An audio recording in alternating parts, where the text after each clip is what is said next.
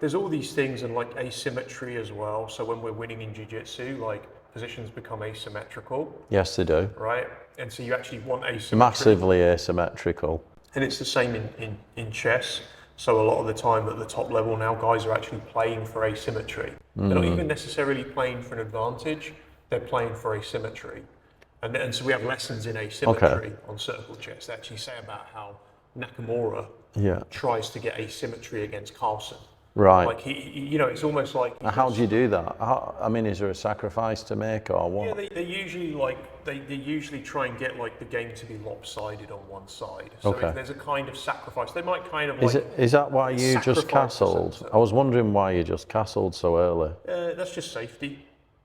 Literally, just safety. Right. Just fundamental opening principles. I'm trying to control the center. I'm trying to connect. I castle to connect my rooks, and then I want to get all my pieces out and connect my rooks by getting the queen to the second rank. So that's kind of like just opening principle. So like, I was just thinking then when you mentioned about the asymmetry, and so when you was rolling against Hickson, you always said that. No, I'm not rolling against him. I've just done bits with. Sorry, not Hickson. Sorry, it was Henry. Oh, Henry, right. And it was Henry actually, not Hickson. So you rolled with Henry, and he got you into scarf tight. You didn't tap. Was that the breathing? Was it mindset? Was it a mixture of both? Yeah, it's just the breath work. You must have had the psychology there. That you only have the psychology because you got the breath work. Right. And Okay. the confidence. Right? Yeah. And then he mounted me an arm lock me, so I don't want to. I always like.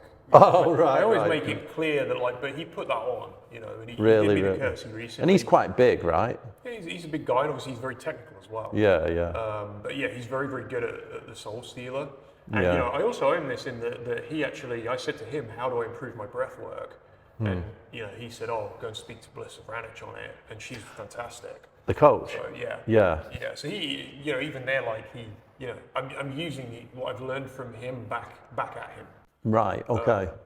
So I got that from him. So all credit to him for that. But it's kind of like you watch him do this to people, and black belts are just tapping to the pressure, and they're not even really lasting. I've seen him in person, and I've seen him on videos as well, where he's put somebody in it, and how long can they go? Can they go 10 seconds? He's done like a bet, and they've been good enough to play along with it. But it's horrific.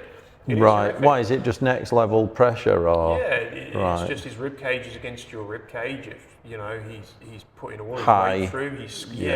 When you every time you exhale, he squeeze. He tightens it more. Yeah. So you exhale and he tightens. You exhale, he tightens. But the thing about it is steals your breath. Yeah, and there's a little things that you can say to you. Like I say to people, when they say I can't breathe. If you hear that voice that you can't breathe, it's like no, you can breathe. You can breathe. You could be there for weeks. Yeah, because it's about sometimes when I do my meditation coaching, one of the exercises is about breathing as little as, basically not moving, breathing as little as possible. No, I'm not under pressure, but it is training to take the smallest breath, minimal, to stay alive for maybe 5-10 minutes. Even though there's no pressure, I'm tiny little breath. You feel exhausted at the end of it. You've really got to it's almost like you've got to tell your body to kind of calm down, shut down, don't use any energy. And I'd imagine that's going to come in if, your breathing exercises. There's going to be a point there when Henry's on top where your amount of capacity you can fill up your lungs is tiny, probably 10%. You have to relax. You have to relax, and it's counterintuitive because when you thrash around. Because you want to escape. You don't want to be there. It's horrible. And so the whole thing for me is just really first and foremost, you don't try to escape. You try to wait for him to move. And of course, if they start cranking your neck in there and you get caught with that, you may need to tap. If you're not fast enough, get into defense of the neck cranks. People have different ways of defending neck crank. Sometimes you just go with it. You can kind of go with it. You sit up. You have to get rid of your bridge. If you're trying to bridge, you crank your neck. You might need to tap. You have to save your body. So I'm not saying I managed to defend an Americana there was fully on. That's a different thing, and you don't want to be doing that because you can end up getting injured. But too many people do just tap to that. And I think if they improve their ability to not tap in these positions and put themselves in there, particularly when they're rolling with like white belts. If you're a black belt and you're rolling with a white belt and every roll that you do is you submitting them every time, I mean, maybe if they're 220-pound, 22-year-old and they're going to injure you, that could be a different kind of thing. And so I appreciate that, like, sometimes you have to pick your partners. Like Brandon, he's a big lad, isn't he? You know, Right. he's like 20-year-old. Right, yeah. So you pick who you do it with. Yeah. But there's plenty of white belts, blue belts, purple belts. Well, Pete does that, doesn't he? Pete Right. plays a bit passive at times, and he likes to get out of a difficult situation. Right. You know, and sometimes you can be holding Pete, and I can kind of feel him. He's like gauging where the weight is and all that, and but it's like in that scarf position, you're there, it's tight. If you thrash around, you're going to get tired really quick. Your breathing's all gone, everything, you're done. Right. Whereas is it to first prioritize calming down, get control of your breathing, and wait for the right opportunity, because you might only get one. 100%. To get out. Yeah. Right. And also as well, you're enabling somebody else to develop their game. Yeah. But you're also preparing for, like, the better that they get at that scarf hold position, the better your breathwork's getting. Yeah. The better you're actually getting some benefit out of it, and you're prepping for that day that you've got some big dude who might be a black belt. Yeah. Putting you in scarf hold, cross side, whatever it might be. Yeah. You're developing that skill. Yeah. You know, you're honing it, rather than the two of you touch hands one day, one of you ends up on the bottom and you're getting squashed like a pancake and you're just not there enough. You're not practicing being there. You don't have to train all the time with guys who can beat you. When you look at like Hodger when he first came to the UK, or Hickson when he first came to America, they didn't have anyone better than them, like even of their level, to train with. A lot of the time they were training with white and blue belts, but it didn't hold Hodger's career back. Yeah, I asked John that. How do you get better at the top? Like, you know, like when we were in there with you, Glyn, how do you get better at the top? I saw you this morning with Pete, and that were quite a challenge, weren't it? Which is good, because Pete's like, you know, so technical. Right. But how do you get better at the top? I mean, do you handicap yourself initially? Yeah, the top's always like, you're never going to be the top, right? I mean, you know what I mean, a relative top. If you're the top in the gym, in the gym. If you're the top in the gym, then going hard, I don't think really helps you.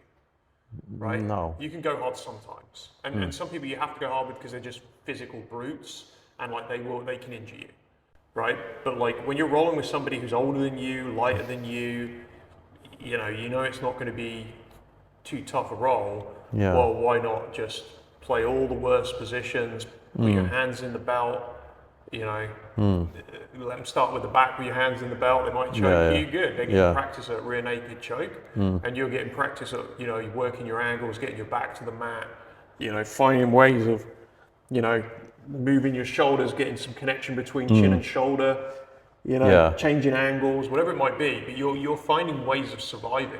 And then when you bring the hands back in, well then, like, that's like, you know, that's going to prepare you a lot better for dealing with a black belt being on your back than just like not really ever being there, because every roll is competitive. And then the minute it breaks down, you're in big trouble. And you see that with people who have got amazing guards, but like the minute and they're really good at guard passing, they're very competitive, but every roll is that focus. But then people pass their guard and it's like there's not much there. Occasionally you can go hard. Right. And I think people, they need to be reminded at times what can happen. Right. So it's like what we did on Sunday when you were saying you end up on your side, don't put your arm out, don't try and frame it. Right. You're better off to go in close, because the minute you put your arm out, and I've noticed this, you do this to me a lot, you grab hold of it and next minute I'm being skull ride. Knee across my neck. It's absolutely horrendous. One on my belly, one on my neck. Right. And then you've got me in an arm lock. Right. And it's kind of the worst situation ever. Yeah. Yeah, I mean, that's the thing. I mean, pushing but it only comes about really because of a technical mistake. That's my mistake. Right. It's a bit like what we said. I can't do that to somebody who doesn't extend their arm. No. Right, way harder. So that is that moment. Right. The bad mistake, you know. Right. and that's the lesson. So you also do need sometimes, you can't be just flow rolling all the time. No, I need to be reminded. There needs to be both. And where that balance lies is like, you know, that's almost like, who knows? Yeah. but you definitely need both, and you know, the two extreme positions of like, you know, I always roll hard. I do get that some people who always roll hard have been very badly injured. Yeah. And so they, for me, it becomes like, I understand why they're in that mentality sometimes. Yeah. But some of them are just physically very large and they just don't like losing. They have a big ego, even a black belt. It's like they just don't, but that ultimately, when they're competing at the highest level, someone's going to get them in a position they don't like. Yeah. And that's the challenge with it, really.